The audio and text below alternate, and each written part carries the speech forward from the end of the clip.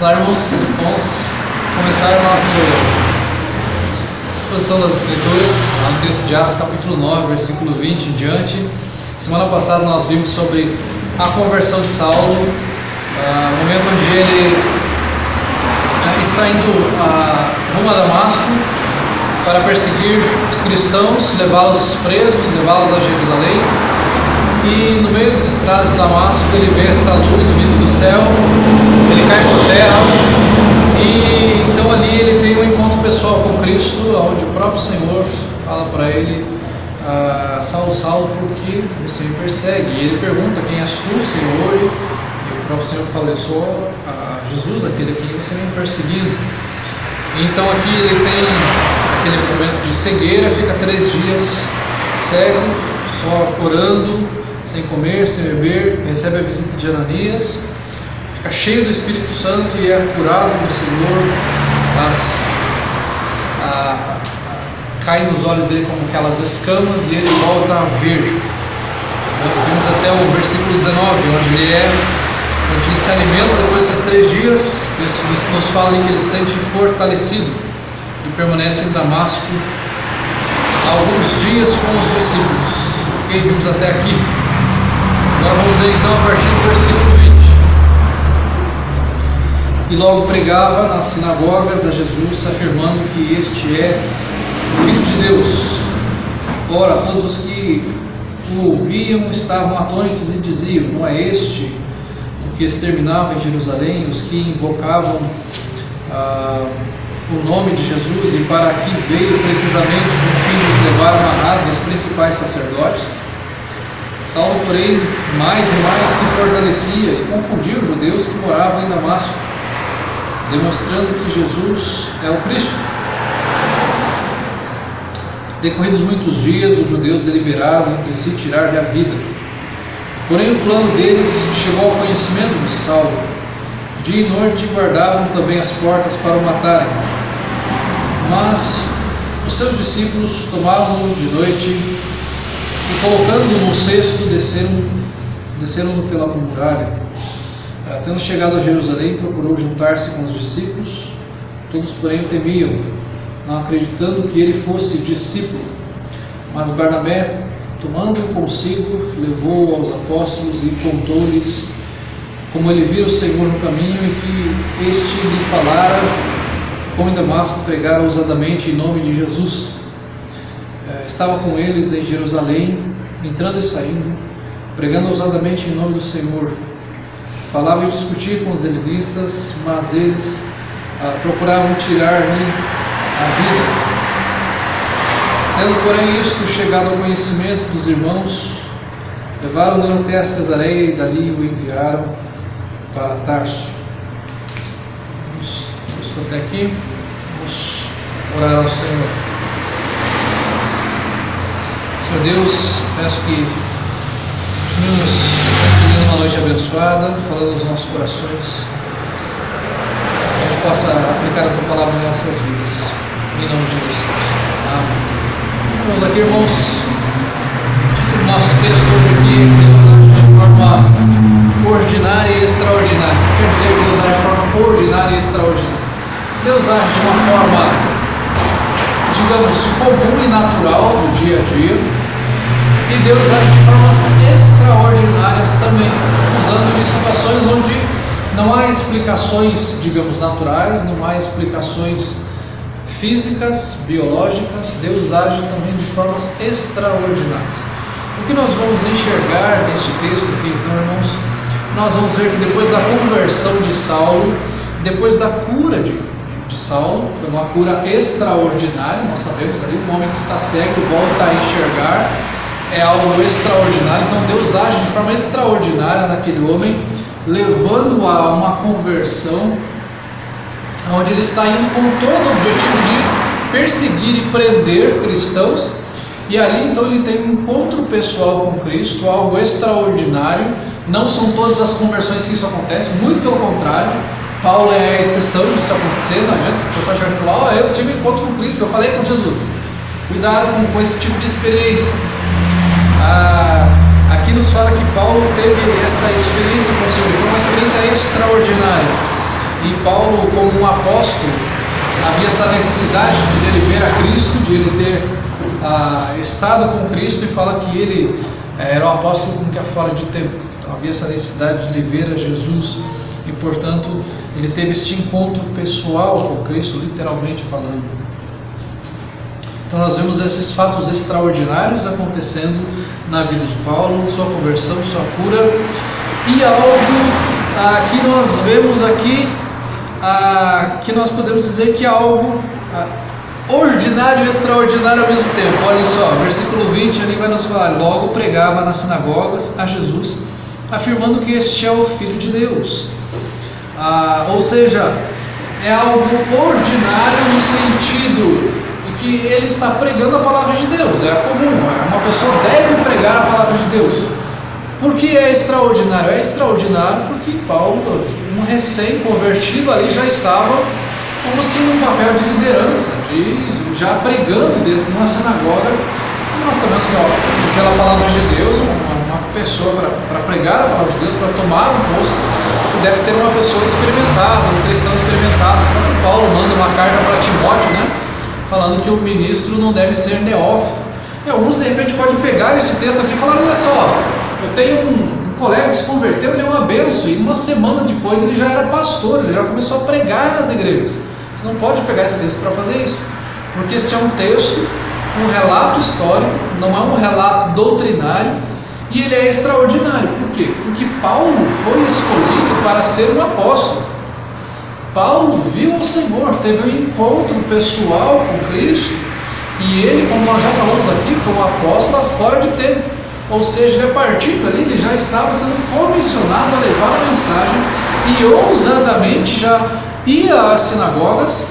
E percebam que há uma mudança de vida, que há uma verdadeira conversão em Saulo aqui mesmo, obviamente, porque este mesmo homem que antes ia a Damasco para prender pessoas, para levá-las cativas para Jerusalém, agora este homem vai até as sinagogas e ele prega a Jesus, afirmando que este é o Filho de Deus, aquele a quem ele perseguia, aquele Jesus a quem ele perseguia, os cristãos a quem ele perseguia, aqueles a quem ele consentia que morressem. Um deles foi Estevão, ele foi martirizado aos pés ali de Paulo praticamente. Agora ele se torna uma nova pessoa. Ao invés de perseguir, ele vai ali nas sinagogas e ousadamente ele fala: olha, eu vim aqui para anunciar a Cristo para vocês. Eu vim aqui para falar que Ele é o Filho de Deus, que Ele é o Salvador, que Ele é o meu Senhor, que Ele me transformou. Versículo 21 fala: ora, a todos os que o ouviam estavam atônitos e diziam: não é este o que exterminava em Jerusalém os que invocavam o nome de Jesus? E para aqui veio precisamente com o fim de os levar amarrados aos principais sacerdotes? Para aqueles que estão na sinagoga, estão com boca aberta, como assim? Esse aí que falava que ia perseguir os cristãos, ele está vindo aqui para nos convencer agora de que este Jesus a quem ele perseguia, ele é o Cristo, o Messias, o Salvador, o Filho de Deus. Há uma confusão ali, porque há uma mudança brusca. Um homem perseguidor, um homem que era o carrasco dos cristãos, e agora ele está falando: não, Ele é o Filho de Deus, Ele é o Salvador, Ele é o Messias, creiam nele, Ele é o verdadeiro Filho de Deus, convencendo-os através da palavra de Deus. Então há aquela confusão na cabeça deles aqui. E o 22 fala: Saulo, porém, mais e mais se fortalecia e confundia os judeus que moravam em Damasco, demonstrando que Jesus é o Cristo. Então mais e mais ele se fortalecia no Senhor, ele buscava o Senhor. Não era um fogo de palha. Aquele Paulo lá, ele teve uma experiência lá, ele começou a fazer isso, mas daqui a pouco ele desanima. Não, o texto fala que ele se fortalece cada vez mais. A verdadeira conversão nos leva a nos fortalecermos, a buscarmos mais o Senhor. Temos sede do Senhor, temos vontade de proclamarmos o Evangelho. Nós passamos por momentos difíceis e de repente a gente até desanima em alguns momentos.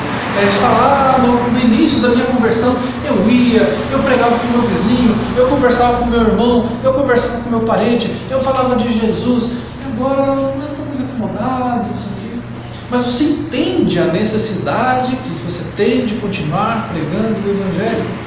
E Paulo entendia esta necessidade, e para ele não era um fogo de palha, mas era uma missão que Deus havia dado para ele, o privilégio de levar a mensagem, de ele falar aos judeus, demonstrando que Jesus é o Cristo, Jesus é o Salvador. Lembrando que nós já falamos na semana passada, os judeus esperavam um Salvador, os judeus esperavam um Messias, e esperam até hoje. Eles apenas não criam que Jesus era o Cristo, eles apenas não criam que Jesus era o Messias. E aquilo que Paulo veio falar aqui é: aquele Messias que vocês esperam já veio, é o Jesus que foi crucificado, é o Cristo que morreu naquela cruz, que foi humilhado, é aquele que foi desprezado pelo seu próprio povo, é este que eu estava perseguindo, que é o verdadeiro Cristo. E ele está aqui na palavra de Deus sendo falado sobre ele. Versículo 22, que fala que ele demonstrava que Jesus é o Cristo. Demonstrava através da palavra de Deus. Então ele mostrava através das Escrituras que Jesus é o Cristo. E nós também precisamos demonstrar que Jesus é o Cristo, o Salvador, que salva pecadores. E nós fazemos isso através da Escritura. Assim como o apóstolo Paulo ousadamente fazia ali. Nós temos este papel e esta responsabilidade de pregarmos a Jesus, de falar: Jesus é o Cristo, Ele é o Salvador, você é pecador, você necessita de salvação, você está perdido, você necessita da graça de Deus. Isso pode confundir pessoas, porque de repente esta pessoa vai falar: poxa, mas você é uma pessoa assim, assado, você fazer isso, aquilo outro, o teu passado te condena. O passado pode até me condenar, mas Cristo me salvou dessa condenação. Se eu dependesse do passado, estaria condenado, mas Cristo me tirou daquilo, Cristo me livrou de tudo aquilo. O sangue de Jesus, Ele me transformou, Ele tirou tudo aquilo de mim, Ele tirou a culpa que eu tinha do pecado, a condenação do pecado que eu tinha. Então, mas aquela pessoa chega e fala: você é hipócrita, que você fazia isso, fazia aquilo outro. É verdade, eu fazia, mas Cristo mudou minha vida, Cristo mudou meu coração. Então a gente não tem que ficar intimidado com coisa do tipo de alguém, a pessoa vai falar que você fazia isso. Não, mas Cristo me transformou, o sangue de Cristo me purificou, o Senhor me libertou do pecado, o Senhor transformou o meu coração. E era isso que Paulo estava falando ali, não apenas o testemunho de si mesmo, mas essencialmente o testemunho das Escrituras do que Cristo fez e do que Cristo faz, que Ele é o verdadeiro Messias. O texto do versículo 23 aqui vai falar que, decorridos muitos dias, os judeus deliberaram entre si tirar-lhe a vida. Aqui nós vemos que existe um intervalo bem grande de tempo, onde Paulo não estava mais em Damasco, ele vai para um outro lugar e volta para Damasco. Olhem comigo o texto de Gálatas, capítulo 1, versículos 16 em diante. Gálatas, capítulo 1, do versículo 16 em diante.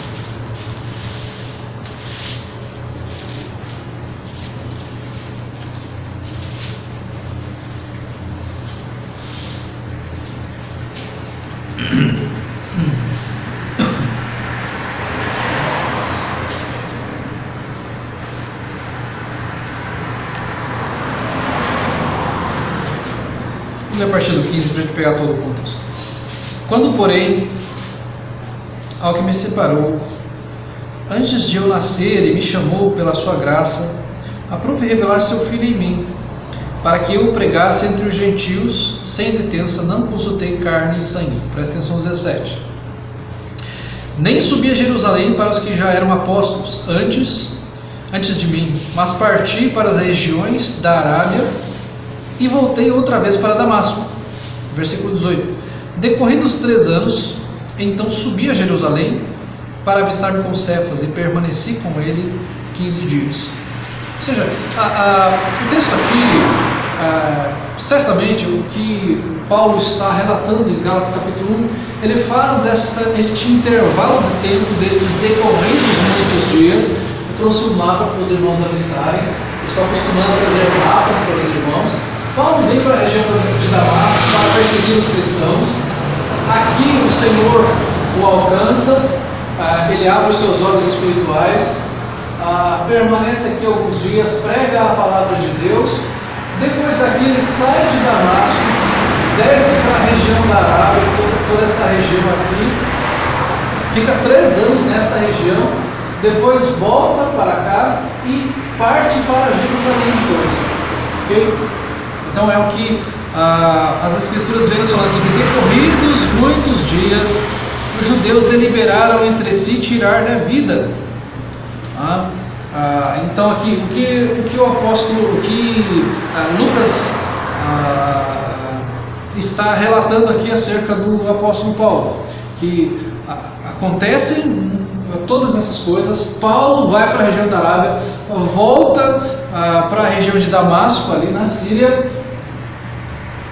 Ali então aqueles homens começam a perseguir a Saulo e tentam tirar a sua vida, né?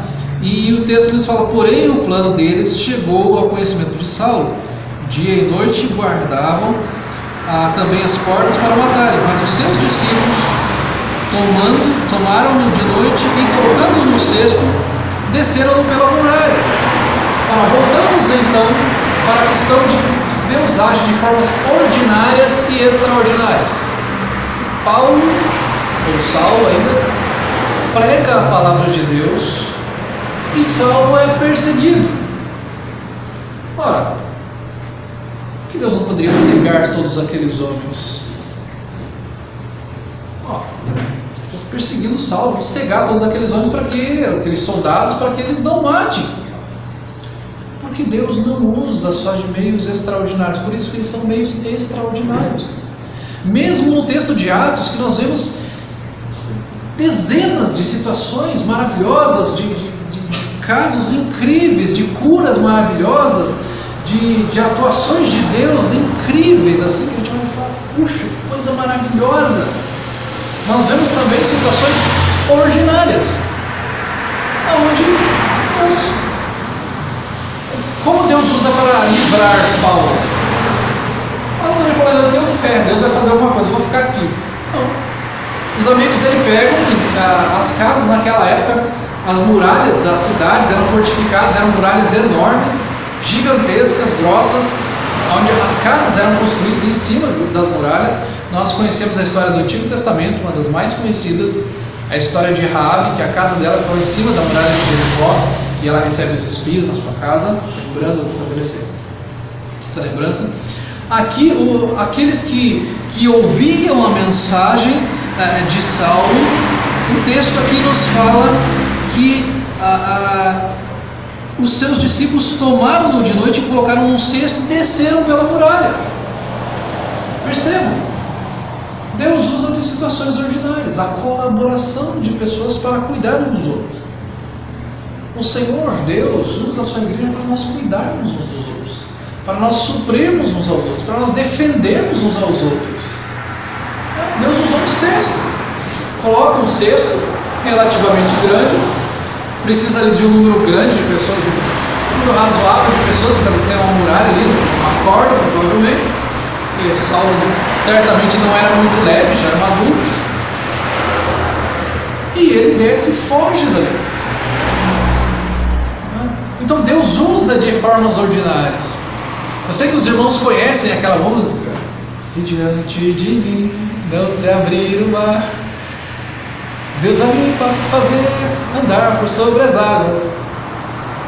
Não dá para nós concordarmos muito com essa música nesse sentido. Se Deus não abrir o mar ou não me fazer andar por sobre as águas, Deus vai usar de uma outra forma. Deus usa os meios ordinários. Deus pode mandar um barco, Deus pode suprir de alguma outra forma, Deus pode suprir uma pessoa ali em alguma situação. Percebam, irmãos, nós não estamos falando aqui que nós não cremos nos milagres.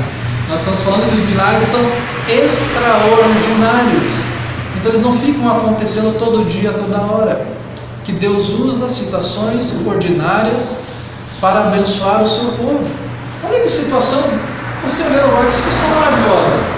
Aquele homem que perseguia os cristãos, agora é perseguido por ser cristão, e ele já fez discípulos, e esses discípulos estão protegendo, já tem zelo e cuidado por ele. Porque o cristão não fica guardando lá e fala: você que perseguia a gente, você pode até ter se tornado cristão, mas você vai provar do seu próprio veneno, agora vamos entregar você para morrer. Não. Os cuidados, o que a gente faz aqui? Podemos orar? Claro. Estamos numa situação difícil? Ore, irmãos. Tem um irmão passando dificuldade? Ore. Mas o que nós podemos fazer também, além da oração? Nós cremos no poder da oração? Claro que cremos. Tem um irmão doente lá. Vou orar pela cura dele? Ore pela cura desse irmão. Eu creio que Deus pode curar qualquer doença. Mas você pode visitá-lo. Você pode levar a palavra de Deus para ele. Você pode dizer: irmão, você tem condição de comprar esse remédio? Eu posso te ajudar com o valor? Você tem condição de ir ao médico? Você tem condição? Eu posso te dar uma carona para te levar ao hospital? Você está usando de meios ordinários. Deus está usando os meios ordinários para você abençoar uma pessoa. Paulo é abençoado pelos seus irmãos de uma forma ordinária. Vamos proteger você. Entra nesse cesto aqui e desce aqui no escuro, está à noite lá, está escuro, e você foge, vai embora, porque eles estão querendo matar você. Então dia e noite lá na porta da cidade é procurando te matar. Então fica escondido aqui, a hora que tiver noite, tiver tudo escuro, você vai embora. Então, irmãos, a lição para nós é: Deus usa meios ordinários. Não fique esperando só o milagre. Ore pelo milagre, se você pode orar pelo milagre. Mas Deus pode usar as situações ordinárias. Você está indo mal na escola? Ore para que Deus te dê entendimento daquela matéria difícil, mas continue estudando. Procure algum colega que te ajude naquela matéria. Procure o auxílio do seu professor. São meios ordinários. Deus usa isso também. Procura um vídeo na internet, alguma coisa que ensine sobre aquela matéria. Deus usa isso também, não é só: Senhor, coloca isso na minha cabeça, para que eu possa entender esta matéria tão difícil de matemática. Deus usa os meios ordinários também. Senhor, eu não estudei, que eu vá bem nessa prova. Poxa, Deus usa os meios ordinários. Percebam isso, o texto é muito claro nesse sentido. Como Deus usa a vida de outros irmãos para libertar o apóstolo Paulo e livrá-lo da morte. Deus livra o apóstolo Paulo da morte por meio de outras pessoas. Deus usa pessoas. Você pode ser um instrumento de Deus na vida de outras pessoas. Você pode ser um instrumento de Deus na igreja. Senhor, traz pessoas que possam auxiliar nesse sentido. Traz tal pessoa para trabalhar nesse ministério. Traz pessoas que têm condições de contribuir com tal coisa. Deus pode usar você também. Você pode orar para que outras pessoas venham contribuir, mas Deus pode usar você também. Deus pode estar falando contigo. Versículo 23 nós já lemos. Vimos até o versículo 25, onde Paulo vai até o 6º, eles descem pela muralha. Versículo 26 fala o seguinte: tendo chegado a Jerusalém, procurou-se juntar-se com os discípulos. Todos, porém, o temiam, não acreditando que ele fosse discípulo. Então, perceba, ele chega até Jerusalém, se passou todo esse tempo. O texto lá de Gálatas fala 3 anos. Nós não sabemos exatamente se foram 3 anos, porque a contagem do judeu para ano, digamos, ele pode ter ido, vamos dar um exemplo nosso, que estamos em 2019, praticamente no mês de março. Digamos, se ele foi no mês de março, ele conta um ano, como se fosse um ano. Ou se ele fosse em julho, contaria o ano de 2019, 2020, se ele voltasse em 2021, em fevereiro, eram 3 anos nesse sentido. Ele passou 3 anos, 2019, 2020 e 2021. Okay? Podem ter sido 3 anos cheios, ou um ano cheio, obviamente tem que ter um ano cheio dos 3, e 2 anos não cheios, nesse sentido. Okay? Mesmo assim, era um grande período de tempo, era mais de um ano. Então, nesse tempo decorrido, ele procura juntar seus discípulos, ele vai até Jerusalém, então o mapa está aqui, ele vai aqui para Jerusalém, e ali então, depois de todo esse tempo, os discípulos ainda tinham medo dele, porque eles não acreditavam que ele fosse discípulo. Vamos lembrar, irmãos, que naquela época não existia Facebook, não existia WhatsApp, né? Não existia nenhuma dessas mídias sociais aí. Né? Você não ia lá no Instagram, tinha uma foto do apóstolo Paulo lá falando: eu sou de Jesus. A informação ela chegava assim, era mais difícil a informação. E ali então o apóstolo Paulo chega em Jerusalém e eles têm aquela dúvida: será que ele realmente creu em Cristo? Será que ele é um discípulo de Jesus de verdade? Ou será que ele está mentindo para tentar nos aprisionar, para tentar matar os cristãos, para tentar perseguir os cristãos? Existe esse medo, existe essa dificuldade em aceitar que o apóstolo diz que Paulo já era um discípulo de Jesus. E novamente Deus usa de um meio ordinário para que Saulo seja aceito. O texto nos fala: mas Barnabé, lembrando de Barnabé, que foi aquele que vendeu o terreno, que era o filho da consolação, está lá no comecinho de Atos, capítulo 4, em Atos capítulo 4, fala que Barnabé vendeu o terreno. Este Barnabé, tomando-o consigo, levou-o aos apóstolos e contou-lhes como ele vira o Senhor no caminho e que este lhe falara, e como em Damasco pregara ousadamente em nome de Jesus. Então Barnabé ali, um homem cheio de credibilidade entre eles, era um homem piedoso, um homem íntegro, um homem temente a Deus, e Deus então usa ele. Deus não poderia chegar lá e mandar um anjo, ou o próprio Deus aparecer numa sarça ardente como apareceu a Moisés, ou de fazer algo miraculoso, vir fogo do céu, alguma coisa assim. Poderia? Claro que poderia. Olha, ele é meu discípulo agora, creio nele. Como foi feito com o próprio Jesus, quando desceu o Espírito ali como uma pomba sobre ele, e Deus Pai fala do céu: este é o meu filho amado. Deus poderia ter feito isso com Paulo? Poderia, mas Deus usou de meios ordinários.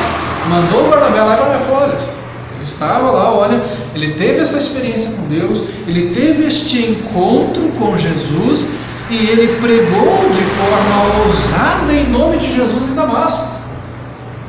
Lembre-se, eles não tinham Instagram, Facebook, WhatsApp, nada disso. Então há um relato aqui de Barnabé, uma pessoa de credibilidade, um cristão que fala: olha, ele é um discípulo de Jesus verdadeiro. Nós temos esta oportunidade de vermos pessoas crescendo no Evangelho. Não basta hoje nós temos tanta informação, nós temos tanta coisa que às vezes é difícil de você dizer se aquela pessoa é cristã de verdade, porque qualquer pessoa lá que posta uma foto lá com uma camiseta falando eu sou de Jesus, fala: isso aí é crente. Não, através disso, fala: olha, essa pessoa ela crê de verdade em Cristo, ela é um servo do Senhor, ela compreendeu a mensagem, ela vive de forma diferente realmente. Ela fez como Paulo, que vivia perseguindo e agora fala ousadamente acerca de Cristo. Barnabé faz isso, ele foi transformado de verdade. Ele não é um agente duplo. Infelizmente, o que mais temos hoje aqui são cristãos, entre aspas, cristãos que não são cristãos, cristãos que só vêm à igreja, ou que só participam das reuniões, mas que não compreenderam o Evangelho, que não amam a Cristo, que não amam a sua palavra. Não é interessante que existem pessoas que se dizem cristãs, mas que não amam a palavra e não amam a Cristo? Cristão que não ama a Cristo não ama a Bíblia. É o que mais a gente tem visto, com muita tristeza nós falamos isso. Nós precisamos de mais cristãos, onde a gente fala: são cristãos porque foram transformados pelo Senhor. Não porque querem dizer que são cristãos porque está na moda, ou porque tem algum amigo que é cristão, porque está interessado em alguma coisa. Não, mas porque é um cristão verdadeiro, porque ama a Cristo. Versículo 28, Fala assim: estava com eles em Jerusalém, entrando e saindo, pregando ousadamente em nome do Senhor. Falava e discutia com os helenistas, mas eles procuravam tirar-lhe a vida. Então aqui ele fala no nome do Senhor. Ele prega em Jerusalém também, não apenas em Damasco, mas chega em Jerusalém, ele vai pregar ousadamente. Ele prega a palavra de Deus, ele não tem vergonha da palavra de Deus. Ele mesmo vai falar em Romanos capítulo 1, versículo 17: eu não me envergonho do Evangelho, porque ele é o poder de Deus para todo mundo. Não me envergonho do Evangelho. Ele pregava a palavra de Deus, e como resultado disso, ele não se tornava uma pessoa popular. Mais e mais tentavam tirar-lhe a vida. O Evangelho não é algo popular, não é algo legal, não é algo que as pessoas falam: puxa, que bom, que legal que você falou isso, que eu sou pecador, que Jesus é um Salvador, que se eu crer nele eu vou para o céu, porque se eu não crer eu vou para o inferno. Não é assim. Você não vai gostar disso. As pessoas procuravam tirar-lhe a vida.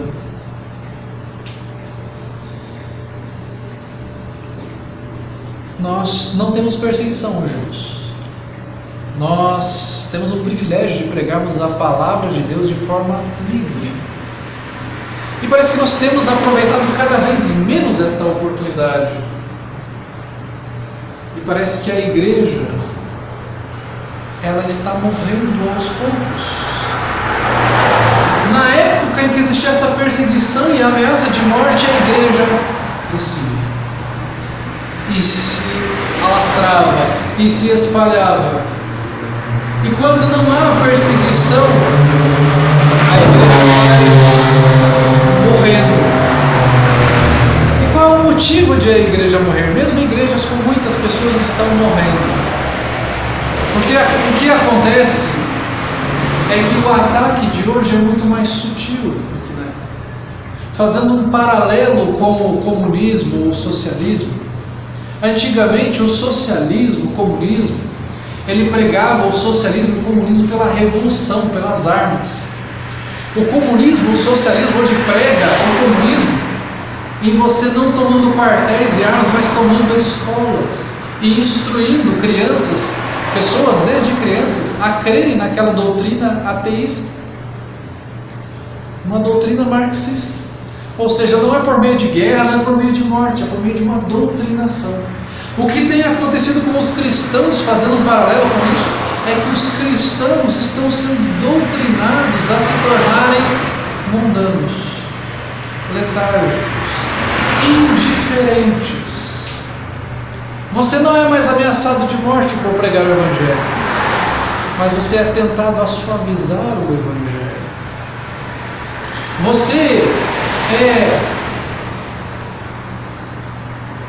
contaminado aos poucos com os princípios do mundo.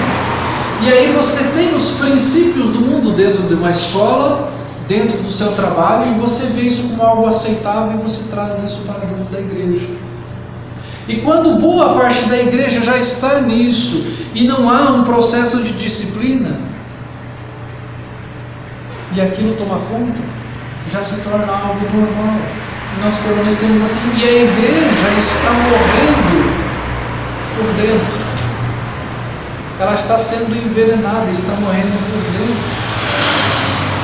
Porque ela está sendo dominada nas escolas, aonde você pega princípios mundanos, aonde você pega valores mundanos. O irmão da igreja que valoriza mais as coisas deste mundo, o entretenimento. Não há pecado nenhum em eu ter um esporte favorito, em eu gostar de assistir esta série ou aquela outra. Não há problema mesmo. O problema é que aquilo muitas vezes envolve o cristão de tal forma que ele valoriza muito mais aquilo, que ele investe muito mais tempo e dinheiro naquele entretenimento. Ele se envolve muito mais tempo e dinheiro naquele esporte, naquela série, naquele programa, e deixa o cristianismo de lado. E você está morrendo, e a igreja está morrendo, está fadada a morrer muitas vezes por esta negligência. Ela está morrendo e não está percebendo. É aquela situação em que eu já passei por muitas vezes, nos mais de 10 anos que eu prego a palavra de Deus, e antes como seminarista ainda, em que você chega até as pessoas e você pergunta: está tudo bem com você? Não, está tudo bem lá em casa, com a família, mas você vê que a pessoa está negligenciando a vida com Deus, a sua vida familiar, o seu tempo como igreja, ela está negligenciando esta presença na igreja, está valorizando muito mais o entretenimento, os seus hobbies. E aí ela vai falando que está tudo bem, você percebe que está tudo bem, e daqui a pouco, esse está tudo bem, a pessoa abandona a igreja, ela vai para o mundão, ela fala: eu me decepcionei com a igreja, porque ela está aos poucos se deixando levar pelas coisas do mundo. Não está chegando ninguém aqui com ar falando: se você for cristão, te dou um tiro na cabeça. Mas o mundo vem minando com seus princípios cada vez mais. Essa pessoa, sem perceber, ela está se afastando dos princípios cristãos, dos valores de Cristo, do temor de Cristo. Ela teme muito mais o que os amigos dela da escola vão pensar do que o que Cristo pensa dela com aquilo que ela está fazendo ou falando. Ela teme muito mais os colegas de serviço, os vizinhos de casa, do que eles vão falar se eu não fizer isso, não fizer aquilo, do que o que a palavra de Deus fala. E aí, com o tempo, começa a se tornar aquilo natural, racionalizar aquela situação e falar: acho que eu não preciso de igreja, eu vivo por mim mesmo, eu faço minhas orações em casa, eu leio a Bíblia em casa, eu assisto um vídeo em casa. E a pessoa não percebe que ela está sendo minada. E o que antes era algo explícito, hoje é algo sutil. E as pessoas estão se deixando levar, como aquela velha ilustração do sapo, que ele vai sendo cozinhado aos poucos, e ele não percebe, e ele morre ali. Se você joga o sapo lá na água quente, ele sai dali. Mas se você coloca ele naquela água tranquilinha ali, e começa a esquentar aos poucos, ele morre, como se nada tivesse acontecido, prazerosamente naquela água gostosa. Percebo que nós temos um inimigo invisível. Este inimigo invisível das nossas almas é Satanás. Ele usava pessoas para perseguir, ele ainda usa pessoas para perseguir, mas ele usa o sistema, o mundo, aquilo que você pode mais gostar, o dinheiro, o seu hobby, o seu esporte favorito, os seus amigos prediletos, o seu tipo de coisa que você gosta de fazer no fim de semana. E isso você vai se envolvendo e se afastando cada vez mais de Cristo. Não tem ninguém ali falando: não abandone a Cristo. Não, vamos participar disso que é legal. Hoje não deu para ir na igreja. Vamos participar daquilo outro. Hoje é dia de semana, tá corrido, né? Fui fazer isso porque todo mundo é filho de Deus aqui. Precisava relaxar um pouco, agora estou cansado, não vou ler a Bíblia, não vou orar. Só hoje. Quando vê, acabou. Percebam como isso é complicado, irmãos. Como Satanás nos cerca e tenta nos prejudicar como igreja, tenta tirar nossa vida de comunhão com Deus. A perseverança é um dos grandes sinais que Deus nos dá de que nós somos verdadeiros cristãos. Por isso que a Bíblia nos fala que nós devemos confirmar a nossa vocação e eleição. O texto aqui nos fala então que procuraram tirar-lhe a vida. No versículo 30 fala: tendo porém chegado isto ao conhecimento dos irmãos, levaram-no até Cesareia e dali o enviaram para Tarso. Então, novamente, mais uma mapinha que se mapa aqui das viagens de Paulo, mas podem ser usados para aquilo que a gente está falando aqui. Então, não está muito nítido ali, mas ele vai falar que ele vai para a região de Cesareia, depois vem para Tarso, aqui em Cesareia aqui para baixo, depois ele é enviado para Tarso lá em cima, que é a sua cidade natal. ok? Então ele novamente é chegado ao conhecimento dos irmãos, ele não espera o milagre, ele toma uma providência de ir em frente, e ele sabe que a missão dele é pregar o Evangelho, né? E ele continua pregando o Evangelho. E para encerrarmos, versículo 31, eu li até o 30, mas até o 31, versículo 31 fala: a igreja, na verdade, tinha paz por toda a Judéia, Galiléia e Samaria, edificando-se e caminhando no temor do Senhor, e em conforto do Espírito crescia em número. Uma igreja onde os discípulos eram ameaçados. O texto fala que ela tinha paz. O Deus que nos dá a verdadeira paz, não a paz que o mundo nos dá. Ela era edificada. Ela caminhava no temor do Senhor. Ela não procurava edificação no entretenimento. Ela procurava edificação na palavra de Deus. Era uma igreja que caminhava no temor do Senhor. Ela não estava ali procurando o que Deus tem para mim. Não, eu quero servir ao Senhor. Eu sou servo de Deus. Servo de Deus serve, não está ali para ganhar, está ali para se doar, servir. E fala que no conforto do Espírito Santo, é o Senhor quem confortava a igreja. Não eram os seus bens, não era o seu dinheiro, não era o entretenimento. Se eu não tiver isso aqui, eu não vou ter paz. Minha paz verdadeira vem de Cristo. Cristo falou que Ele deixou a paz dele. Deixo-vos a minha paz vos dou. Não a que o mundo dá. Não se turbe o vosso coração. E o texto fala que eles cresciam em número. Poxa, mas como que eles cresciam em número? Povo perseguido, ameaçado de morte. Povo convicto do que cria. Uma pessoa que estava sendo ameaçada de morte, mesmo assim continuava pregando o Evangelho, porque tinha convicção do que queria. Você tem convicção do que você crê? Você ama a Cristo de verdade? E você coloca a sua vida acima das questões de Cristo? Você prega ousadamente o Evangelho? Você está disposto a servir ao Senhor? Fico alerta para nós hoje, de todas as armadilhas que nós temos nesse mundo, de como as nossas forças podem ser minadas pelo mal. Que você e eu busquemos no Senhor a nossa esperança, a nossa verdadeira alegria, a nossa verdadeira paz. Esta verdadeira paz você só vai encontrar em Cristo. Não adianta você procurar em outro lugar, não adianta você procurar em bens, não adianta você procurar em dinheiro, em amizades, nas suas diversões. Você pode muito bem jogar futebol, praticar um esporte, você pode ter uma série favorita que você gosta de assistir, mas se isso é o que traz paz para você, você está perdido. Você deve se render aos pés de Jesus e reconhecer que Ele é Senhor, que Ele é o Salvador. Vamos orar a Deus. Senhor nosso Deus,